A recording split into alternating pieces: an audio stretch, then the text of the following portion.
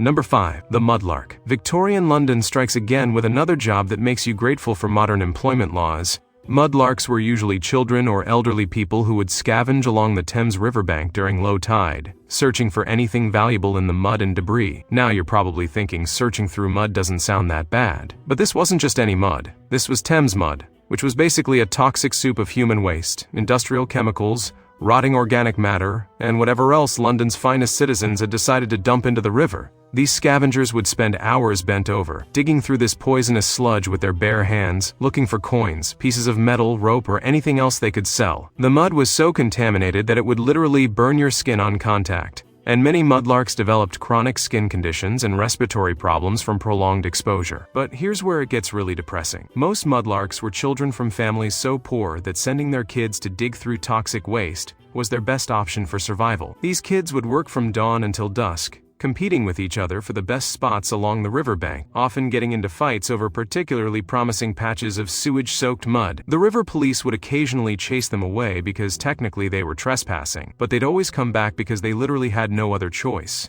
Some of these children would develop what we now know were serious heavy metal poisoning symptoms from handling contaminated materials. But back then, people just thought they were sickly or weak. And let's not forget about the tide schedule. Mudlarks had to time their work perfectly with the low tide, which meant they often had to work in the early morning hours when the mud was at its most toxic and the smell was at its worst. Plus, if they mistimed it and got caught by the incoming tide, they risked drowning in polluted river water while wearing clothes soaked in toxic mud.